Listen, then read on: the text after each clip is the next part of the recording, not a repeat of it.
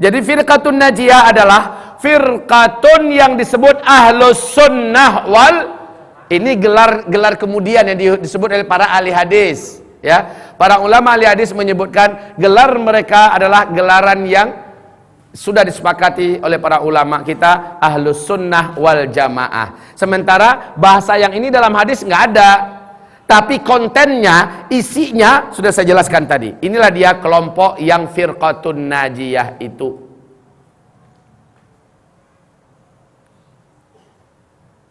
Cuma mereka punya ciri khas. Kelompok firqatun najiyah ini. Ciri khas ini perlu saya sampaikan kepada Bapak Ibu. Apa ciri khas mereka?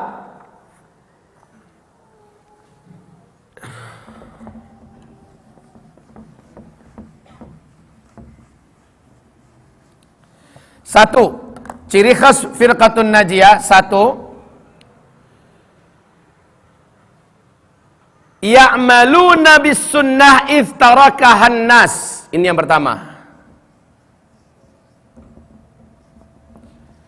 Ya'maluna bis sunnah idh tarakahan nas. Apa artinya? Mereka mengamalkan sunnah Nabi saat umat Nabi sudah banyak yang meninggalkannya. Ya, sudah banyak umat Nabi yang meninggalkan dan dia yang mengamalkan. Sunnah Nabi itu banyak, Pak, bukan hanya jenggot saja. Bukan saja masalah isbal atau tidak isbal, bukan hanya itu saja sunnah Nabi. Sunnah Nabi dalam masalah makan. Coba lihat, hari ini orang banyak sewa gedung, menikah, baralek, sewa gedung dalam 2 jam, 3 jam. Sewanya mahal. Coba kalau sewa itu diberikan pada Suriah, pada Palestina, Masya Allah kan. Sewanya berapa juta, Pak, gedung itu? Tergantung ya gedung di mana. Puluhan juta biasanya kaum muslimin. Puluhan juta. Habis itu makannya pasti prasmanan. Ya enggak? Makannya ambil piring, lalu sendokkan, dan memang enggak disediakan kursi. Waduh, enggak disediakan kursi. Akhirnya makan. Yakuluna kama yakulul kufar. Mereka makan seperti orang-orang kafir makan. Makan pakai sendok, berdiri. Setelah itu ambil air minum dengan tangan kiri, minum berdiri.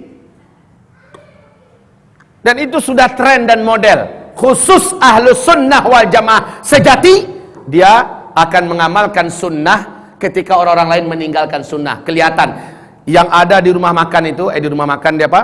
Di ruangan kendurian itu, yang mana ahlus sunnah wal jamaah sejati, lihat mereka yang mengamalkan sunnah. Nggak apa-apa, dia masuk ke dalam, kemudian dia sendok nasinya, lalu dia cari di sudut mana dia bisa duduk. Kalau memang nggak ada kursi, dia akan tetap mencari tempat duduk di mana dia bisa duduk di situ. Ciri khas. Dan dia hanya akan menyuapkan makanannya ke mulutnya dengan tangan kanannya, dan dia hanya akan minum dengan tangan kanannya, dan dia akan membaca bismillah. Ketika orang sambil ketawa-ketawa langsung makan tanpa bismillah. Ini masalah-masalah kecil saja, Pak. Ini masalah-masalah kecil saja. Begitu juga saat dia akan membuat rumah, contoh, arah WC-nya kemana? Dia cari dulu arah kiblat kemana? Oh, kiblat ke situ. Maka dia perintahkan Pak tukang buat arah WC-nya ke sana. Dia mengikuti sunnah. Di saat banyak umat Nabi yang tidak peduli mau arah kemana, kayak pokoknya sudah nongkrong aja tempat WC di situ. Terserah sama orang-orang yang mengamalkan sunnah. Semua kebijakan dan apapun yang akan dilakukannya, dia tanya dulu sunnahnya gimana. Begitu, Pak. Ini ciri firqatun najiyah atau ahlus sunnah wal jamaah yang sejati.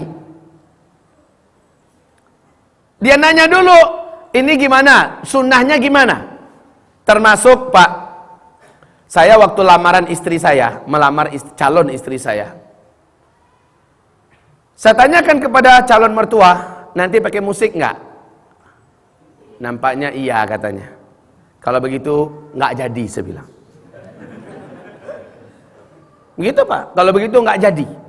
Terus saya tanya lagi, ketika mereka akhirnya satu keluarga mengatakan, Ustadz Zul, sebenarnya kami juga tidak suka. Kita kan tahu itu adalah tidak dan menyelisih sunnah, tidak islami. Tapi di sini kita kayak dipaksa oleh adat dan budaya di sini. Saya katakan, saya menikah mungkin hanya sekali seumur hidup. Saat itu ya. Kenapa ketawa Pak? Saat itu, saya mungkin menikah hanya sekali seumur hidup. Saya tidak ingin ada warna yang sesat dalam pernikahan ini. Saya katakan, ayahanda dan bunda yang saya cintai. Yang pertama, saya tidak ingin adanya alat-alat setan dalam acara pernikahan saya. Akhirnya sepakat keluarganya semua, alhamdulillah nggak jadi. Yang kedua, padahal Pak tahu nggak Bapak Ibu, yang paling ngaruh untuk baralik itu ambo. Ngerti nggak? Ngerti nggak? Yang paling harap agar ini jadi, karena ini wanita akhwat, rebutan ikhwan-ikhwan soleh Pak. Ustaz-ustaz di Timur Tengah, di Mesir itu dengar nama dia, sudah berharap mudah-mudahan saya suaminya. Dan sekarang sudah akan jadi istri saya. Kalau sempat orang tuanya mengatakan, kalau nggak jadi ya wes. Udah Pak, nangis saya pulang.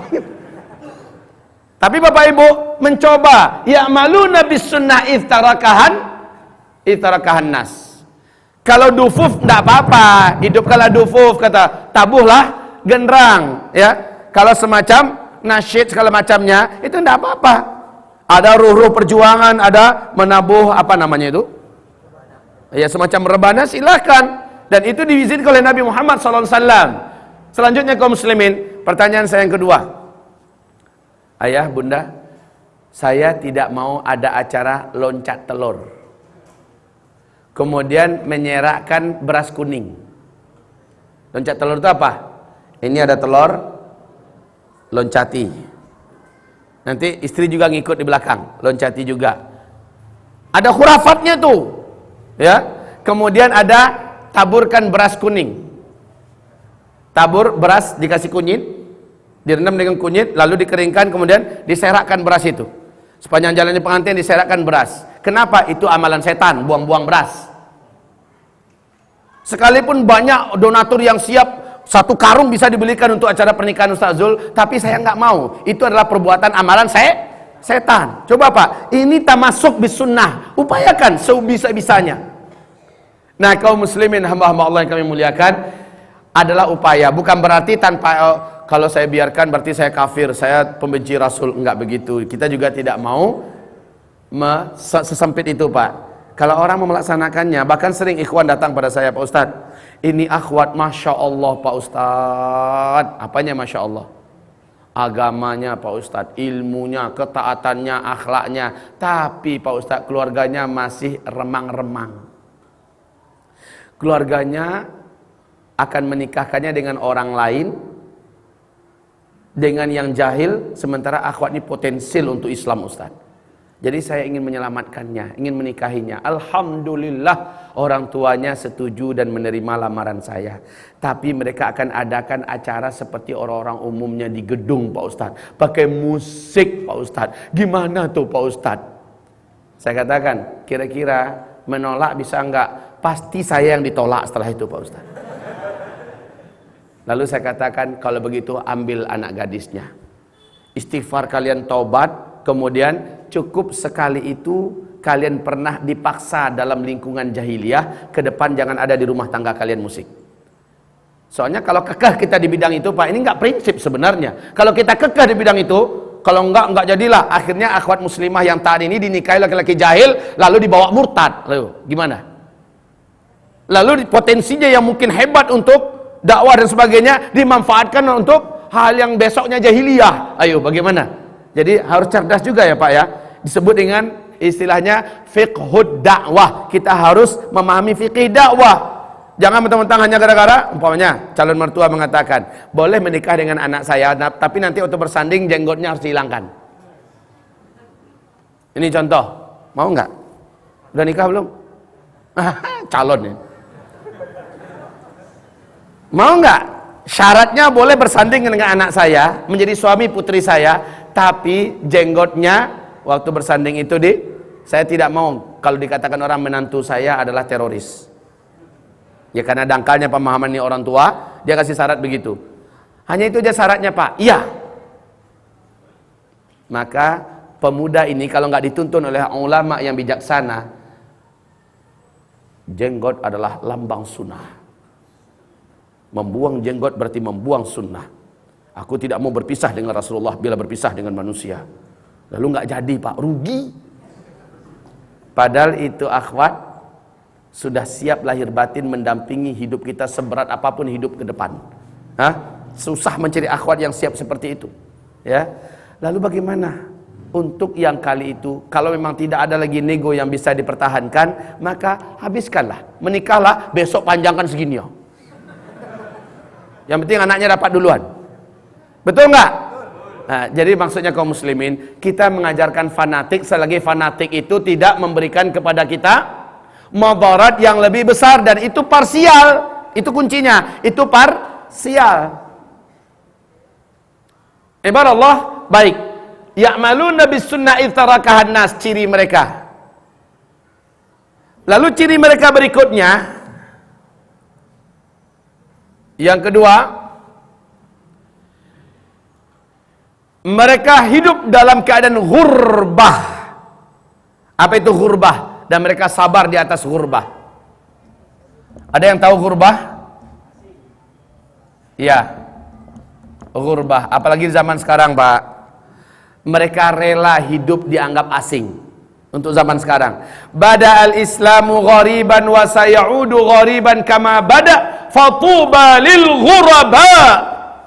Islam mula-mula datang, dia dianggap ajaran yang asing dan dianggap asing oleh masyarakat sekitarnya. Kaum muslimin yang baru-baru memeluk Islam di Mekah, awal-awal Islam dizahirkan, betul-betul diasingkan.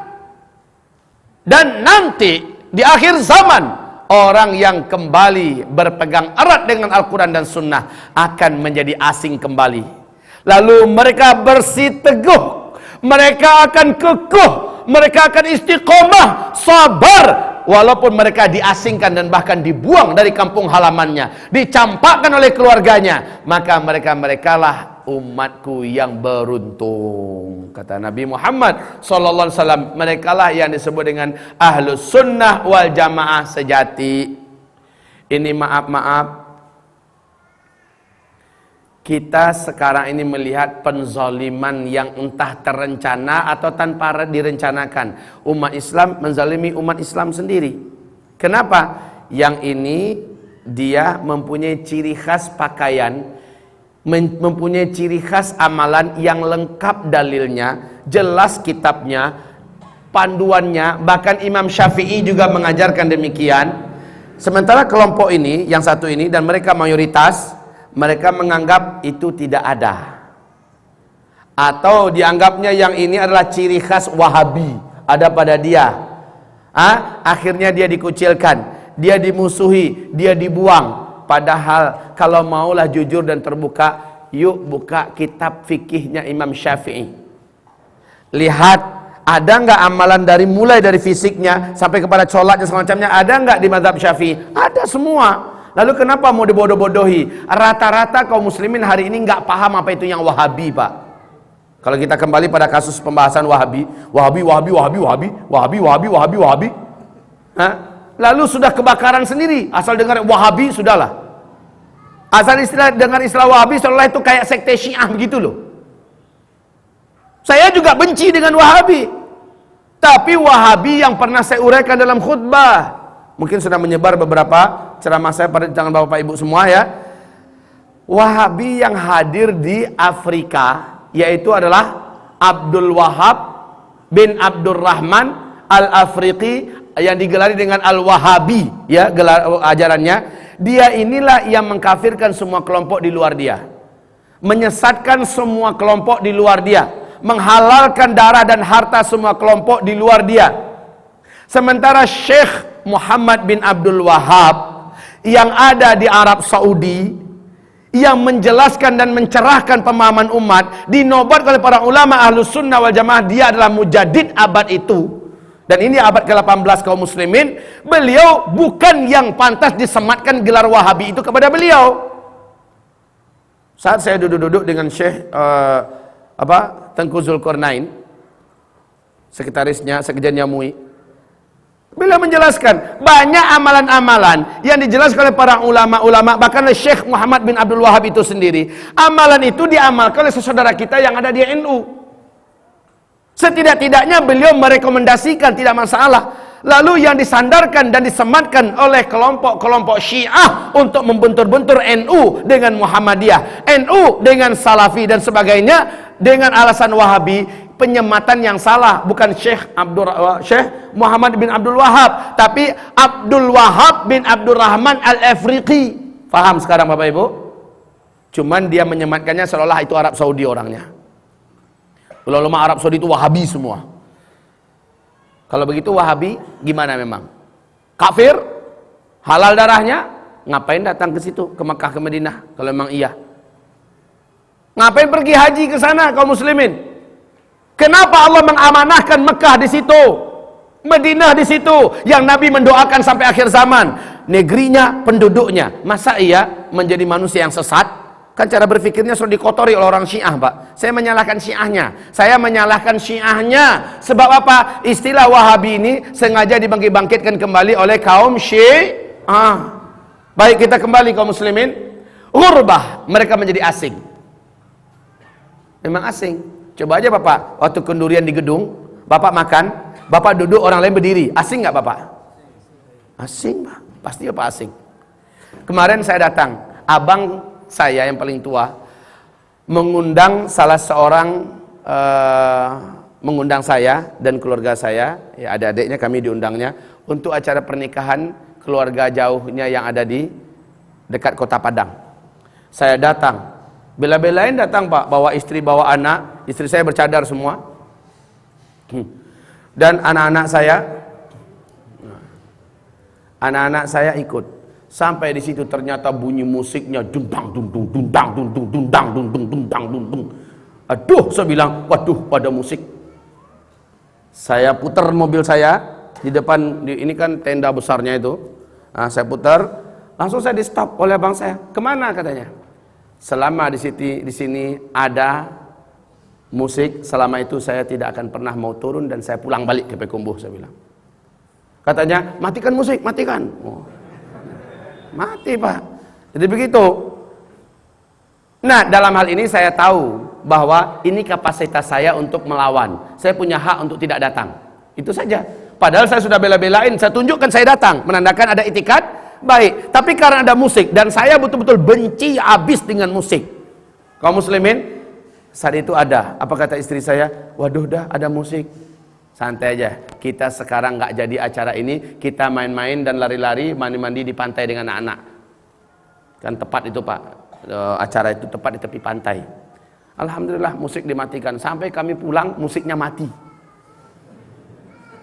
Ternyata musiknya mati, orang hidup aja semua. Acara berjalan saja, kenapa harus ada musik? Salah satu ciri khas akhir zaman ini, umat ini sudah gandrung dan tergila-gila dengan musik, seolah nggak sah pernikahan itu tanpa ada musik. Bahkan sampai ada yang tega mengatakan kalau yang nggak ada musik bisuak kodo berhenti badu sana. Nggak paham kan? Saya terjemahkan Pak. Kalau nggak ada acara kendurian besok ini, kalau nggak ada musik-musiknya, putus kita bersaudara. Ya Allah ya Rabbi. Ghurbah memang. Kalau kami mengadakan Pak, berapa adik saya dan keluarga saya menikah, sepi sunyi saja. Yang ada hanyalah muratal Quran. Itu pun kita suruh mereka untuk mendengarkan sambil mereka makan, dengarkan sebentar muratal Quran. Walaupun mendengarnya nggak wajib, yang wajib itu hanya mendengar ketika jadi sholat berjamaah di belakang imam, baru wajib mendengarkan Al-Quran dibaca. Atau ada nasyid-nasyid perjuangan Palestina, nah, itu kita hidupkan. Kalau tidak ya sudah ramah tamah saja. Ghurbah dalam pernikahan, wanita kita suruh di bilik saja, laki-laki memakai pakaian yang rapi dan bersih, kemudian ikut melayani tamu dan duduk dengan tamu. Nggak ada yang dipajang-pajang begitu Pak, pajang berdua ya. Dan itu dianggap aneh dan asing untuk zaman sekarang. Wanitanya disolek, lalu dikasih apa namanya, kalau di Padang itu ditusuk-tusukkan macam ya, apa namanya Bu? Disuntiang. Nah, kalau kata orang Padang itu disuntiang. Ya, sehingga beratnya bisa 5 kilo, bisa 10 kilo, Pak. Mau begini lehernya si akhwat, kasihan, seharian dia memikul itu. Iya. Baik kaum muslimin yang kami muliakan, ghurbah selesai. Masalah ciri khas yang harus ditanggung oleh mereka. Dan yang terakhir, saat mereka sudah betul-betul tidak sanggup lagi dalam ghurbahnya, ciri khas mereka firqatun najiyah ini adalah mereka mengasingkan diri ke tempat di mana mereka terpisah dari kehidupan komunitas masyarakat banyak. Mereka melakukan uzlah. Uzlah. Apa? Dia pergi ke kampung yang bisa jadi manusia hampir-hampir tidak ada di situ. Dia mulai bercocok tanam di kampung, dia hidup dengan anak-anaknya demi menyelamatkan imannya. Mereka melakukan uzlah. Mereka demi mempertahankan imannya. Kesyirikan sudah merajalela, bid'ah merata di mana-mana, kezaliman dan juga mesum, melacur segala macam yang buat rusak pergaulan anak-anak. Dan dia tidak tega dan dia tidak mampu merubah. Dia tidak mampu merubah, maka dia melakukan uzlah. Dia melakukan uzlah. Baik kaum muslimin, ini adalah ciri khas daripada firqatun najiyah. Lalu Taifah Mansurahnya di mana? Sebentar. Semua amalan ini ada pada Taifah Mansurah, tapi Taifah Mansurah punya ciri khas lagi, ada tambahan. Dan ini membuat mereka menjadi unik, Pak. Taifah Al-Mansurah di samping ini mereka punya ciri khas unik. Silakan yang sudah punya kitab. Kitab ini ditulis oleh Syekh Dr. Salman Audah yang ditahqiq oleh Syekh Abdullah bin Abdul Aziz bin Baz. Ya, Taifah Mansurah. Tentang firqatun najiyah, saya fikir dan saya rasa Bapak sudah dapat memahaminya, dan lalu kita buat bedanya apa dengan Taifah Mansurah. Secara globalnya begini Bapak Ibu supaya mudah dipahami, setiap Taifah Mansurah pasti firqatun najiyah. Tidak seluruh orang yang ada dalam firqatun najiyah seluruhnya adalah Taifah Mansurah. Tidak. Saya ulangi, seluruh sama dengan ini, seluruh orang-orang Indonesia, warga negara Republik Indonesia, ya, maka dia adalah anggota atau warga negara NKRI. Tapi tidak seluruh orang-orang NKRI adalah mahasiswa Trisakti. Jadi yang mahasiswa Trisaktinya ini ibaratnya Taifah Mansurahnya gitu. Paham? Dia warga Indonesia juga, tapi kalau Bapak warga Indonesia tidak? Warga Indonesia semuanya. Tapi Bapak, apakah Bapak sebagai pegawai di DPR? Tidak. Yang jadi pegawai di DPR juga warga Indonesia, tapi dialah yang disebut dengan Taifah Mansurah. Paham belum? Nah, mudahlah memahaminya. Kalau nggak paham, saya doakan mudah-mudahan paham. Intinya, seluruh Taifah Mansurah pasti dia firqah najiyah. Tidak seluruh firqah najiyah dia adalah Taifah Mansurah. Jadi Pak, firqatun najiyah ini pasti masuk surga. Pasti masuk surga. Kalimatnya pasti masuk surga.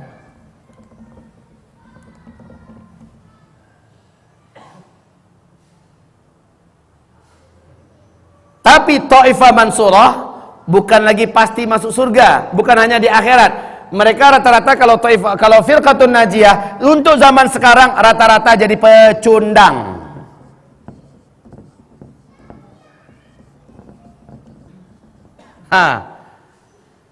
Enaknya nanti aja di surga, masuk surga, tapi di dunia apa? Jadi mangsa, jadi korban, jadi pecundang. Mau di sini diginiin. Anak kita diperkosa lalu dibantai, bini kita di hadapan kita digarap rame-rame oleh musuh-musuh Allah lalu dibunuh. Setelah itu giliran kita satu-satu dipretelin tubuh kita lalu mati. Itu namanya jadi pecundang. Untuk orang yang hidup zaman sekarang, firqatun najiyah umumnya jadi pecundang di mana-mana. Dan ini enggak asik, Pak. Yang asik itu apa? Jangan hanya sebatas menjadi firqatun najiyah. Pak Ustadz, kan sudah pasti masuk surga. Iya pasti masuk surga, tapi dia jadi mangsa dan korban melulu. Lalu bagaimana dong? Jadilah Taifah Mansurah. Begitu Pak. Kenapa Taifah Mansurah? Mereka adalah para pelakon. Mereka adalah para pemain, penentu. Mereka adalah para pejuang yang akan membuat garis perubahan pada kehidupan. Ciri mereka apa? Sama di atas. Sama semuanya, tapi penambahannya ada. Silakan nanti dibuka di kitab pada halaman 403. Dari kitab ini, halaman 403 dijelaskan siapakah Taifah Mansurah itu. Siapakah dia? Itu dulu yang pertama. Di manakah Taifah Mansurah? Nah, ini bedanya, Pak. Taifah Mansurah itu siapa dan di mananya dapat penegasan dari Nabi Muhammad SAW.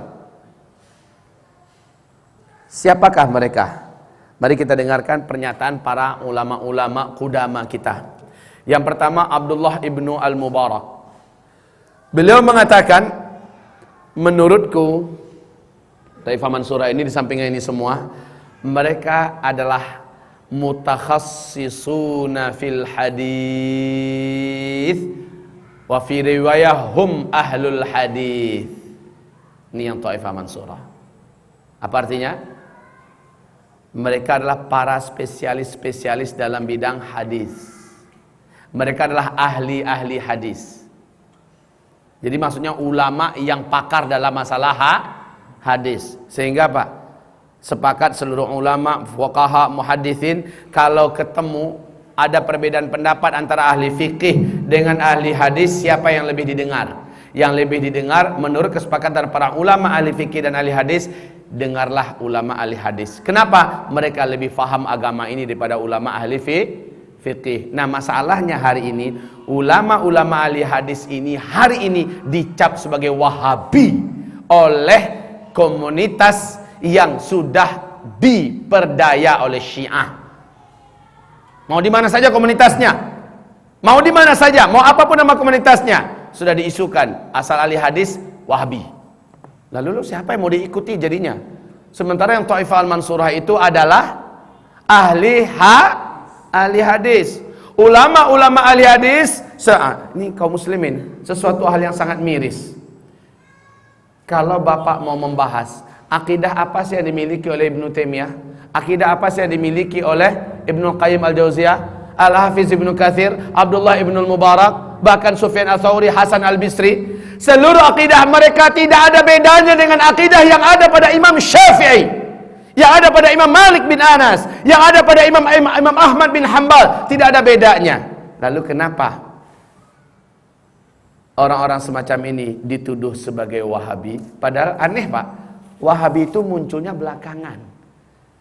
Sementara ulama-ulama salaf kita hadir sebelum Abdul Wahab yang saya ceritakan tadi. Sama dengan klaim Yahudi dan Nasrani, Ibrahim itu kata orang Yahudi ini adalah orang Yahudi. Kata siapa? Kata orang Yahudi. Sementara kata Nasrani, makana Ibrahimu Yahudiyya wala Nasraniyya. Ya, Ibrahim itu bukan seorang Yahudi, bukan pula seorang Nasrani. Ada apa dengan kamu, kata Allah dalam Al-Quran surah Al-Baqarah? Ibrahim itu muncul sebelum Musa lahir. Ibrahim itu muncul jauh sebelum Isa ada. Lalu kenapa Ibrahim disematkan kepada Yahudi? Padahal Yahudi, istilah Yahudi baru ada setelah Nabi Musa. Kan nggak masuk, Pak, sebenarnya.